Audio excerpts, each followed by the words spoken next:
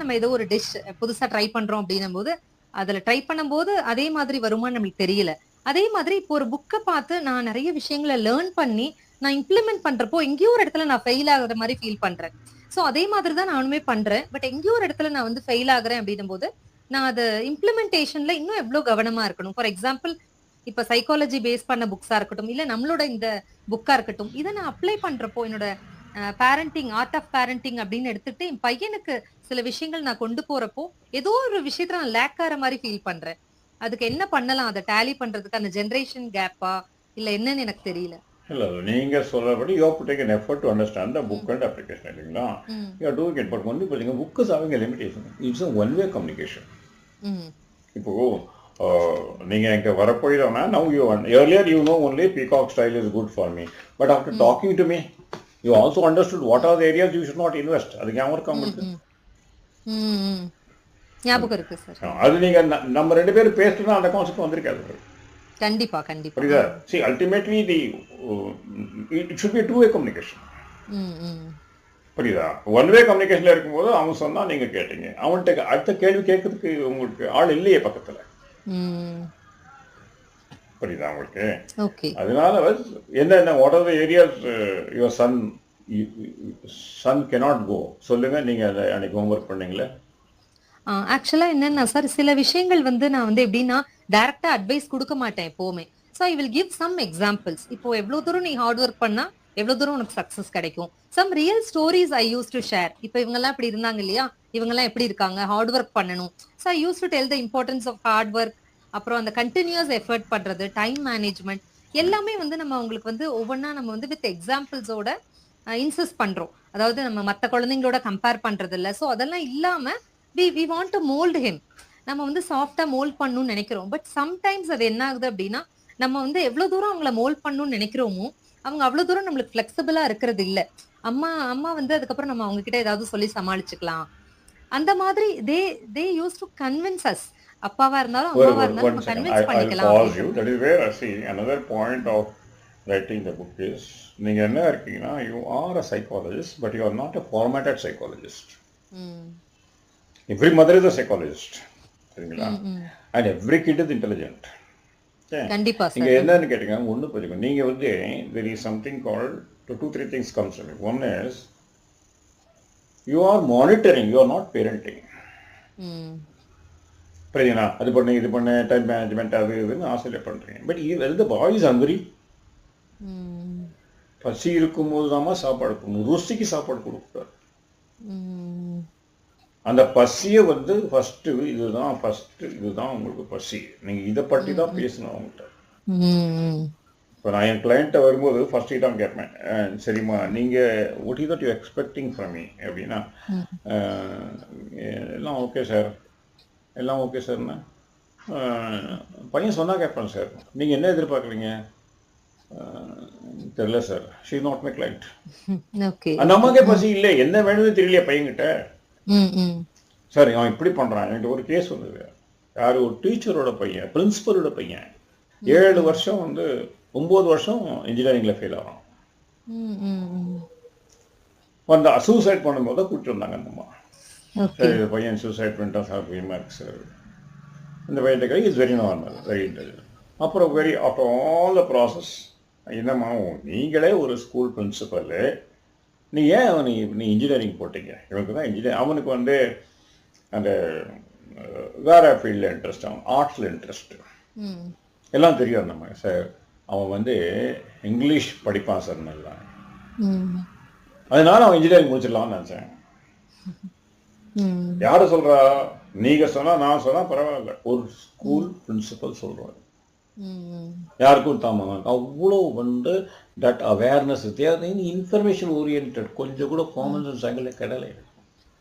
அந்த பையன்கிட்ட கேட்டா சார் நான் என்ன மக்கப் பண்ணி தியரி படிச்சிருக்கேன் சார், மேத்தமேட்டிக்ஸ் படிக்க முடியாது சார். இப்போ இது 9 வருஷம் ஒரு 9 லட்சம் போச்சுதான். பணத்தை விட்டுருங்க, இன்னைக்கு சம்பளம் அந்த பையனோட கான்ஃபிடன்ஸ் லெவல் எவ்வளவு குறைஞ்சிருக்கு. அந்த 9 வருஷம் கிடைக்குமா உங்களுக்கு?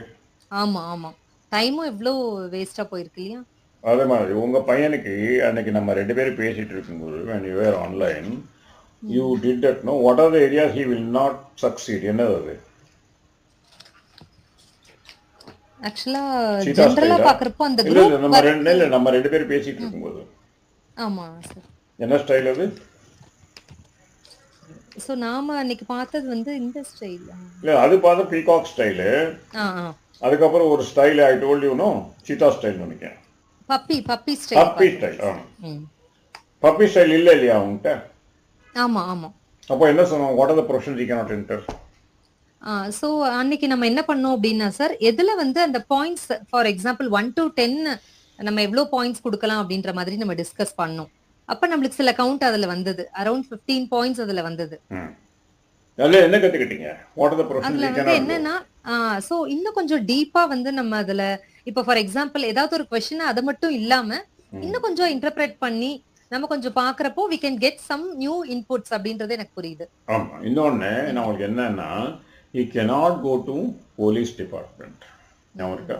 He cannot work in army. He cannot work in engineering. Okay. He cannot become a lawyer. He cannot become a banker.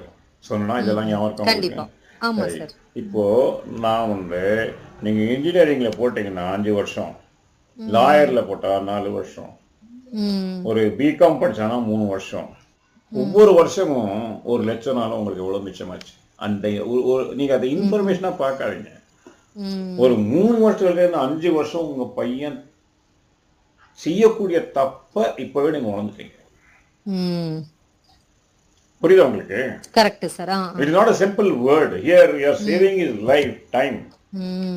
பிகாம்ல போட்டு 3 வருஷம் ஃபெயில் ஆகல, இன்ஜினியரிங்ல போட்டு 4 வருஷம் 5 வருஷம் போச்சு, 5 லட்சமும் போச்சு, 5 வருஷமும் போச்சு. அந்த இன்ஃபர்மேஷன் உங்களுக்கு ஒரே ஒரு கொஸ்டின் அந்த பீகாக் ஸ்டைல கிடைச்சிருக்கு. நீங்க அப்படி பார்க்கணும். கண்டிப்பா. Don't see you are filling up a questionnaire. Filling up a questionnaire, identify what are his developed seeds, what are his undeveloped seeds. Don't invest in undeveloped seeds.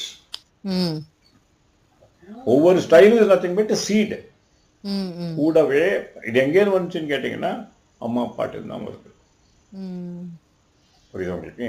அதனால one of the advantages is second thing is நீங்க இது master பண்ண ஆரம்பிச்சீங்கன்னா my plan I told you first is for the mother, second is husband should become a partner in this, third is you as a mother, every housewife needs some part time income. அந்த income எப்படி வரும்னு கேட்டா ஒரு skill இருந்தால் தான் வரும். ஸ்கில்னா என்னது? ஒரு மெத்தட்.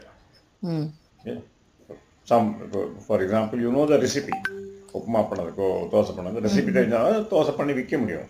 அதே மாதிரி இதில் நீங்கள் எக்ஸ்பர்ட் ஆகிட்டீங்கன்னா ஒரு 10 பேருக்கு செய்யாருங்க, உங்கள் பிள்ளைக்கு செய்யாதீங்க, ஃப்ரீயாக உங்கள் 10 பிள்ளைகளுக்கு செய்யுங்க நீங்கள். அப்போ உங்களுக்கே நம்பிக்கை வரும். Then you come from a certification course, become a mother coach. You become a parent. I also see the possibility of you as a part-time parenting coach. Okay. இந்த புக் எழுதுனதே இதான்.